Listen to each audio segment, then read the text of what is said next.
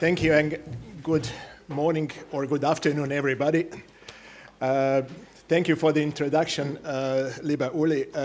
As you said, it is not the first time I have the privilege of addressing the audience and the floor here, but unfortunately, it's not the first time that I have the task to speak after Dr. Bruckner, because after his so well-structured lectures and fresh ideas which are always up to date, not only academic, but very, very much connected with real life and the real everyday problems and structures.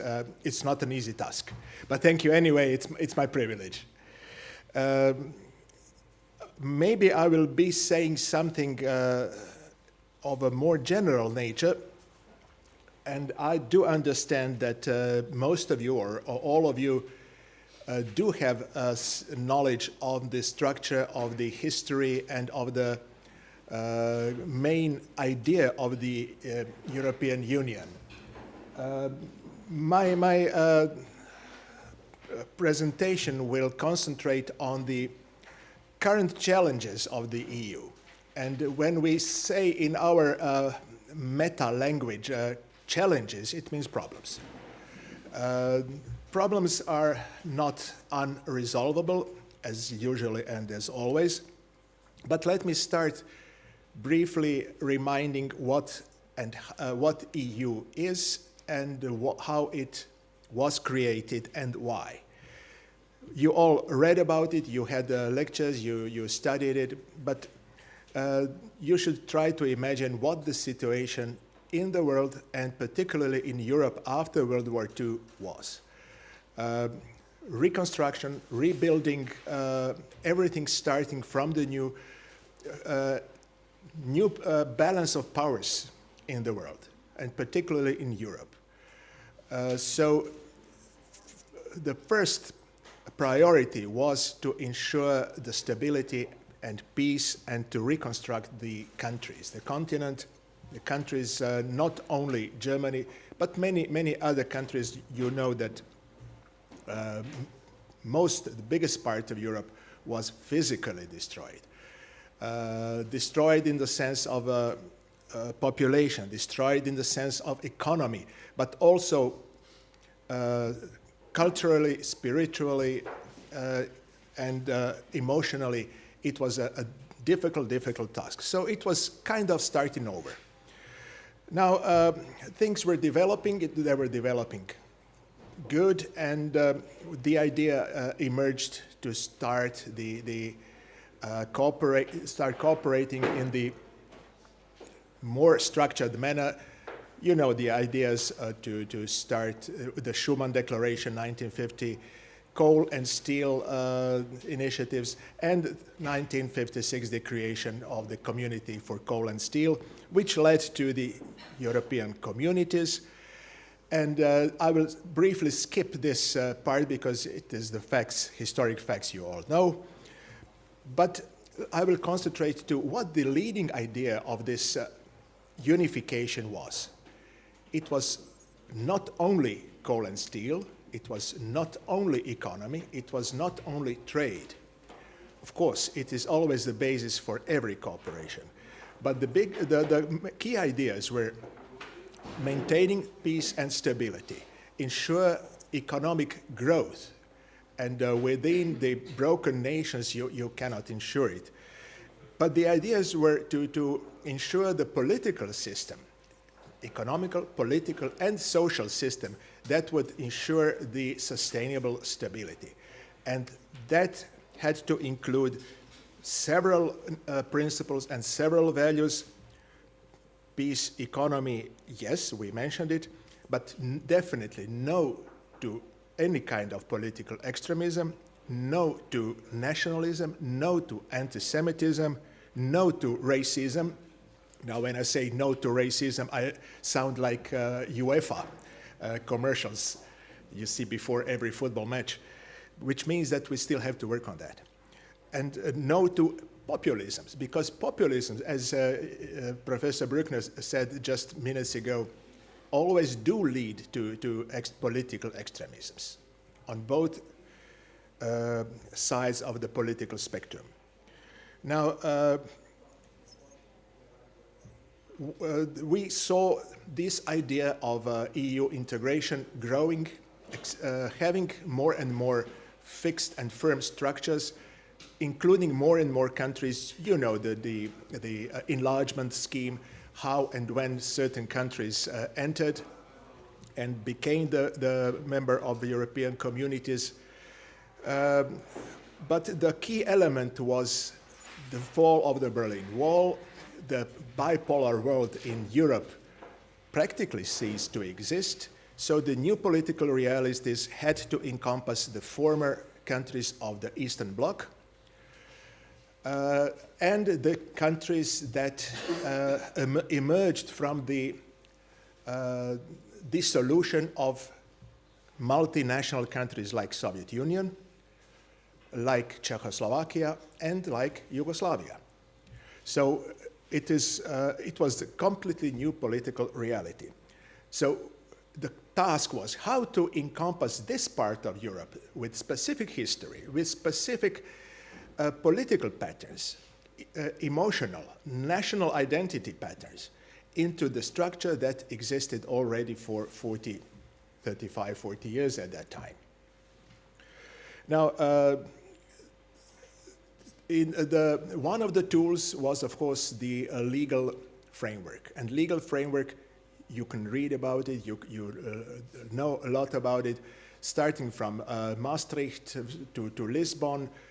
All this regulation was really an enormous legal task, and now this is the basis of the European Union network. Through that, EU created the region, the continent of security stability, political stability, social advancement, respect for human rights, and rule of law. It was not perfect. It still is not perfect, but it really did work fine. It really worked with all ups and downs very good in the past 50, 60 years. And the consequence was that it really became almost an ideal to many countries throughout Europe, but also a model to the countries which are close to Europe. I speak primarily about the countries of the African continent, where you could notice the creation of African Union, which was in a way inspired with the development within European Union. It was not a copy, but it was inspired in a way. It was the model how the things can work together, and that without cooperating and dismantling some borders, not state borders, physical borders, we are not there yet, but to try to ensure the values like free movement of goods, free movement of people. It is a guarantor for the political, economical, and social advancement. So European Union did always have problems. And if we say now that it is in crisis, it may be too harsh, but that there are serious problems, that is true. But the good news is that it is not the first time. And I'm afraid not the last time. So the younger ones among us will say, well, that's the deepest crisis we ever had. But if you take a look in the past, there were always ups and downs, crises and problems, and all of them were resolved one way or another. So let's not be that pessimistic. Now, concretely, when you try to enumerate the problems or the current crisis of the European Union, what comes to your mind first? Situation in Ukraine, the annexation of Crimea. You have a crisis in Greece and a crisis of the currency of euro. You have the threat of Brexit.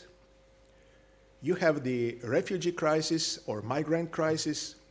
And you have all kinds of populisms emerging or gaining territory, gaining political influence. None of these problems came out of the blue. Ukraine, we did have Russia that was really politically and economically relatively marginalized after the dissolution of the Soviet Union. This is a geostrategic situation that we faced. Even the leadership was not quite convincing. Now we are facing the fact that Russian Federation is coming back. And they are a big country, they are a strong country, they are a big power. And they are trying to find their place in the global arena.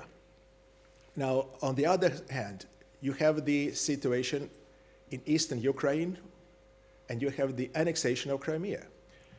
One of the key elements upon which peaceful and prosperous Europe was built was the Helsinki Final Act 1975, OSCE, Conference on Security and Cooperation at that time. And key element of that was that there will be no no violation of borders, no forceful change of the borders. And that is exactly what happened with annexation of Crimea. So it goes directly in contradiction with everything that Europe was built upon in last 70 years. Euro as a single currency, you may recall that there was a lot of enthusiasm about it, that there were experts who said, well, maybe that's not such a good idea, that there was always different opinions, but ultimately it worked fine. It worked fine, and when I say that, my country is not Euro country yet. And in spite of all problems, I still think it is a solid basis, because without single currency, without open borders, you will have a lot of economic disadvantagements, and economic disadvantagements always lead to political disadvantagements. So this current crisis that we experienced is not definitely behind us, but is on a good way to be resolved, including the Greek example, Greek scenario. You could read a lot about it. Now, Brexit is something that you read a lot about every day. We will have, in a month, a bit more than 6 weeks or something like that, referendum in the UK, and we'll see where it will take us. I will not elaborate due to the time restrictions too much on that. You can find all kinds of sources about that. Migrants and refugees. It didn't come out of the blue. So everybody who says that he or she was caught by surprise is either lying or is really doesn't know what he or she is talking about. There are 60 million of classical refugees around the world nowadays. And I come from the country where in our war 25 years ago, we had 1/4 of the population were the refugees, 25%. We know what refugees are. We know where they come from. They didn't come because they were happy, they were satisfied, they were just tourists. No, they were fleeing from the war. And we know how to deal with it. Now you have classical refugees, you have economic migrants, and you have a mixture of that. You can say that the way that EU dealt with it was good, it was not good, or was excellent, or was a catastrophe. But the fact is that everybody could see what is going to happen. That's the fact, and the reaction was zero. You did have refugees coming for years and years to Lampedusa, to Italy, and through Italy to Europe. Nobody reacted. It was just the Italian government. Now when it started, the flows of population entering the heart of Europe, now everybody was upset. Did we solve this situation? Temporarily, yes. Is it the final solution? No. But one thing is clear. The people, be it economic migrants or the refugees, in spite of all problems, where do they want to come? To the European Union, to Germany, to Sweden, maybe some to Netherlands or France. Which means that in spite of all problems, EU as such, EU as a concept is still so much attractive to the rest of the world, to the neighboring regions of the world, that it really offers the model how things can work. Now, what is these elements that are enumerated are the elements that everybody can see, but they are all consequences. What are the root causes of the current crisis? You can say that war in Syria, civil war in Syria is a root cause. Yes, one of. But the fact that European Union did not know how to react there, that many other influential countries did not know how to react there, also shows that we don't have a strong and unified common foreign policy and security policy. The fact that we did have a generation like mine that was fascinated with the ideas of free traveling, free trade, a single currency, that we were fascinated with the fact that we have 70 years of peace in most of the countries, not mine, that we had economic stability, that we had the biggest social benefits in Europe. Take Germany as an example. Social transfers are on a very, very high level, probably the highest in Europe, or in the, you should know the details and facts and figures. But Scandinavian countries, Germany and France, and some other countries were really the example how it can be dealt with.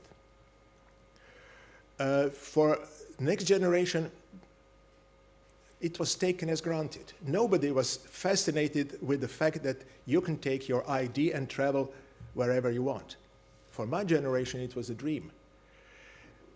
You could excite people of my age 20, 25, 30 years ago with this promise or with the realization of that. I remember in the 70s when I traveled through Belgium and Netherlands for the first time. Nobody stopped me in the train on the border. I was waiting for the customs officer, for the police officer. Nobody entered the train. So I got out in Amsterdam, and there I was.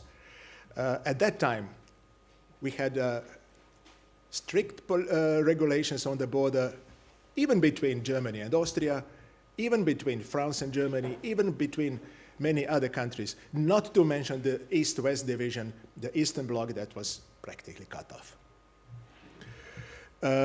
Now it's taken for granted. It's here. Of course it's here. What do we notice? What is the notion when you speak to particularly younger generation? Do you feel do you feel Dutch or European more? Do you feel Greek or European? Most of them feel both. But the fact is that this national identity, which is a solid basis, which is a good thing, is more and more prevailing. This sense of common belonging to European continent, to EU, to the values is existing, is strong, but is not as strong as it was 10, 15 years ago. We do have a certain renationalization in many, many, many aspects. I'm not saying this is good or bad. It is just what is happening, because this idea of EU, which is connecting the continent, is taken for granted, is overshadowed with the current problems. Even in some countries that are not the member of EU, Bosnia and Herzegovina, for example, Serbia or Albania. Albania is maybe not a good example. Is it it is always a stick and carrot game. Is it a carrot? It is, but not as big carrot as it used to be 20 years ago. when you say EU to a lot of people, including here in Germany, first notion is bureaucratization, over-regulation. You have all the detailed regulation, legal, economical directives. The life is regulated very thoroughly, which is good. And I, as a lawyer, must always advocate it. But if we go into too big details, you will have the feeling in the population that it is too much bureaucratized, that really it is too much over-regulated, and that the decisions are not being taken somewhere at home, but in some office in Brussels. Where does it lead us to? It leads us to the feeling, yes, we support this idea, yes, we do belong to that, but still it's not exactly our identity, because decisions are being taken in some other place and we cannot influence directly on them. That's the problem with every democracy. And this is a soil for populisms. Now you see that the countries that really benefited from EU integration have populist movements. I'm not saying Eurosceptic movements, but movements that are really leading the whole project in a somewhat different direction. You have extremely strong Front National in France. You have big parts of populations supporting such ideas in Netherlands. UK. Now you have something similar emerging in Germany, Alternative für Deutschland, AfD. Not Eurosceptic directly, but opening many questions, many issues. Now you have a situation in Poland. Poland is the country that benefited from the EU accession more than any other country.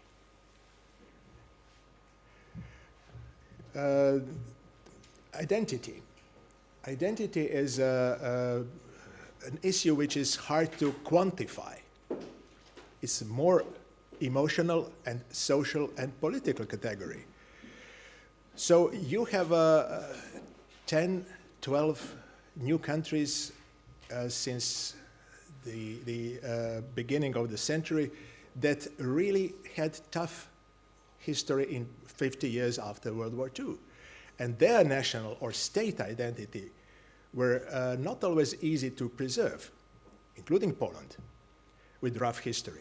So you had the opportunity to present your identity, to live up to it, and then after 10 years you join one new conglomeration, EU, where you have to restrict parts of your identity, or to be part of a bigger identity.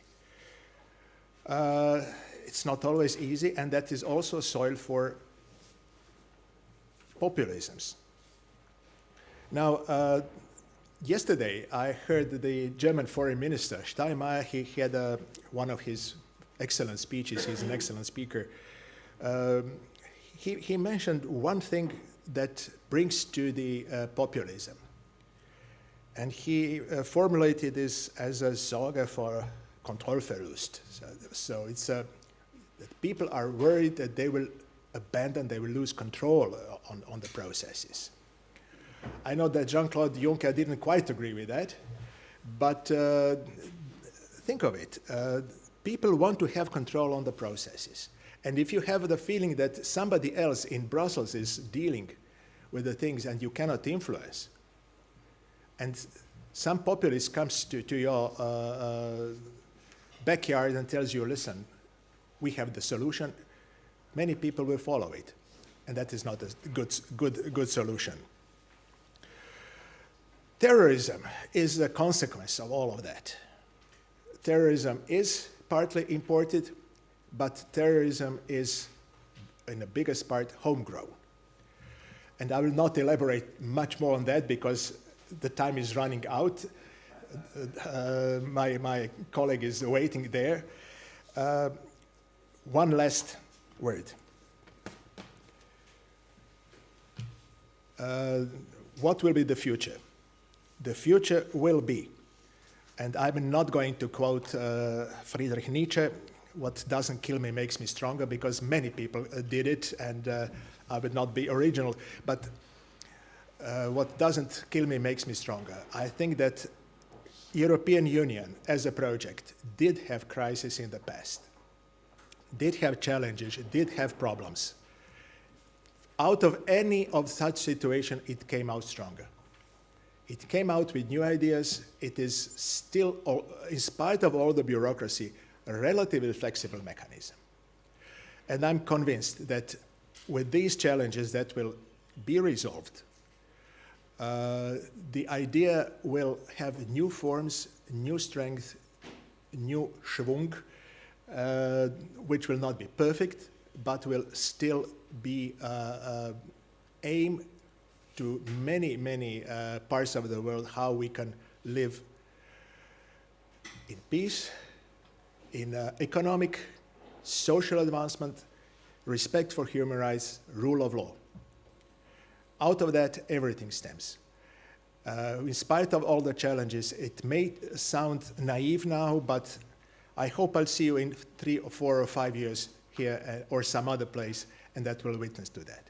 I'm open to any questions concerning, considering the time restraints or later on over coffee. I thank you very much.